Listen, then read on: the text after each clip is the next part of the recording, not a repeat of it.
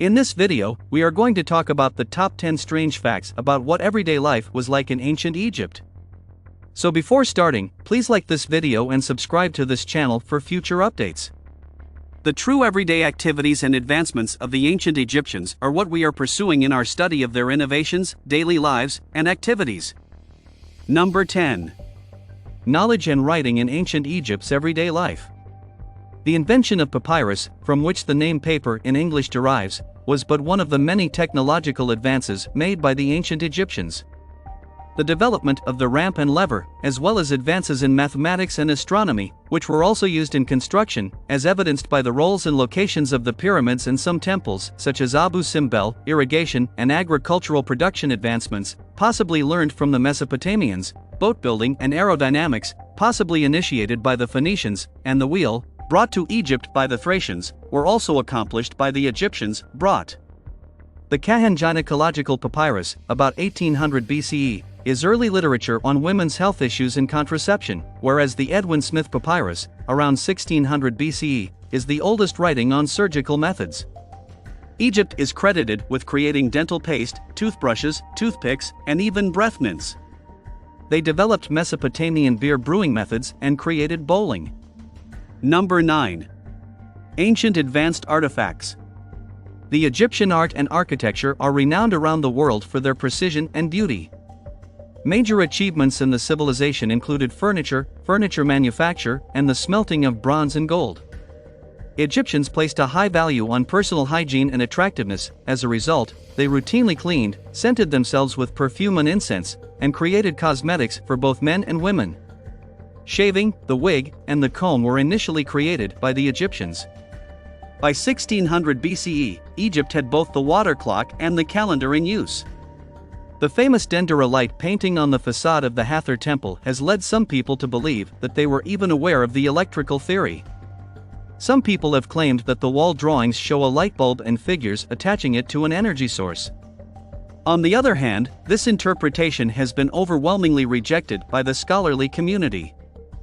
Number 8. Close cultural relation between Egypt and the Egyptians.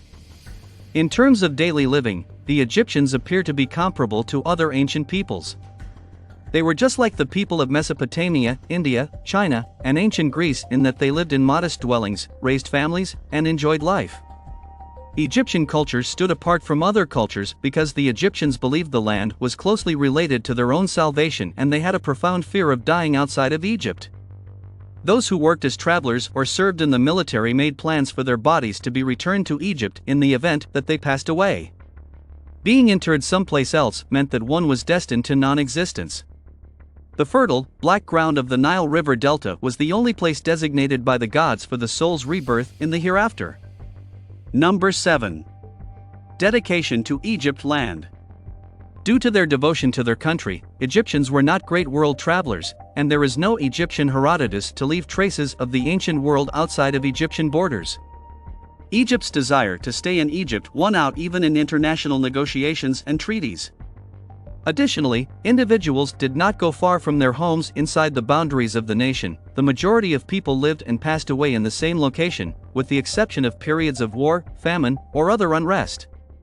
Because it was believed that one's hereafter would be a continuation of one's present, only better because there wouldn't be any suffering, illness, or death. Of course, one's environment in the afterlife would be the place where one lived. In the hereafter, each yard, tree, and stream that one regularly sees from their window would be exact copies.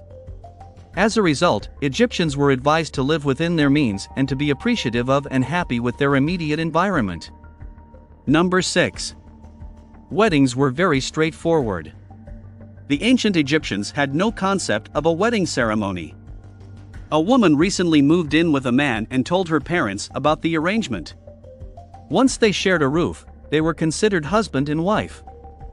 Women typically got married when they were 12 or 13. Men who got married typically ranged in age from 16 to 20. The ancient Egyptians expected couples to remain devoted to one another while bearing numerous offspring.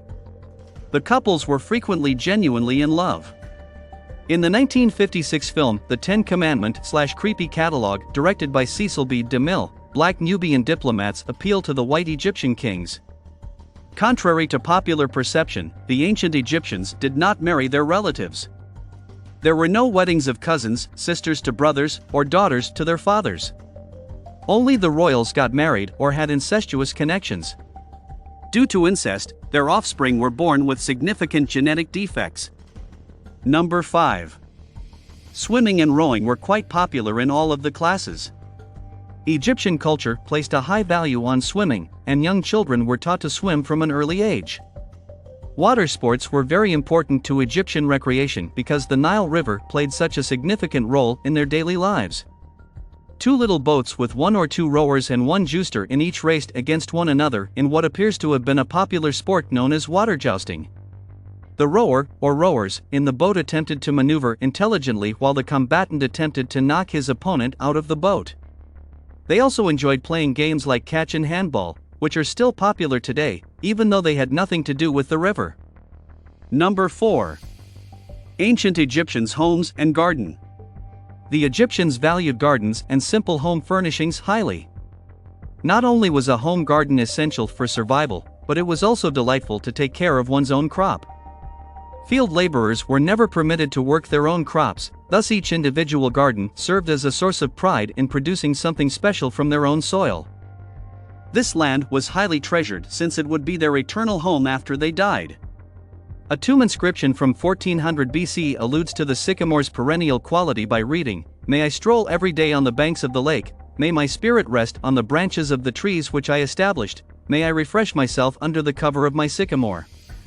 An inscription from a tomb dating from 1400 BC makes reference to the constant component of every Egyptian's daily environment. "May I wander every day on the banks of the water, may my spirit rest on the branches of the trees which I established, may I replenish myself under the shadow of my sycamore."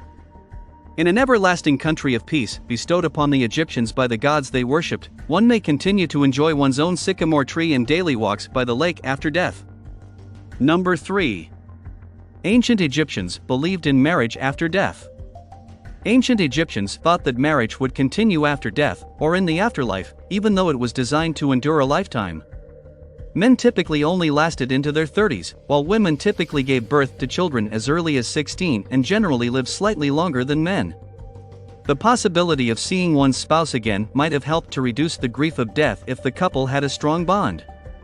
According to tomb murals and inscriptions, the couple is depicted in the field of reeds having fun together and engaging in the same pastimes they did on earth. Making one's life as pleasant as possible on earth so that one may enjoy it endlessly was a desire of the ancient Egyptians, who believed in eternity. This idea served as a crucial foundation for a marriage. The prolongation of one's life was the only concept of heaven to the Egyptians. There was no heavenly realm. Number 2. Egyptians of both sexes wore makeup. As old as civilization itself, vanity has existed, and the ancient Egyptians were no different. Both men and women had a reputation for donning a lot of makeup because they thought it would grant them protection from the gods Horus and Ra. The coal used in these cosmetics was created by processing ores such malachite and galena. Then it was lavishly applied using tools made of wood, bone, and ivory around the eyes. Both sexes used perfumes made of oil, myrrh, and cinnamon, and women would also use henna to dye their hands and fingernails and stain their cheeks with crimson paint. The Egyptians thought their cosmetics held healing properties, and they weren't altogether mistaken. According to research, the lead-based cosmetics used along the Nile helped prevent eye infections. Number 1. Egyptians kept many animals as pet. One of the earliest civilizations to have family pets was Egypt, which considered animals as manifestations of the gods.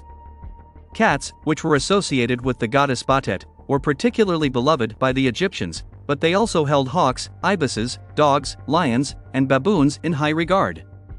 In the Egyptian home, many of these animals occupied a special place, and after their owners passed away, they were frequently mummified and buried with them. Other animals had received specialized training to serve as helper animals. For instance, Egyptian police officers were renowned for using dogs and even trained monkeys to help them while on patrol. What do you think about our video? Let us know in the comment box below. Please like this video and subscribe to this channel for our future updates.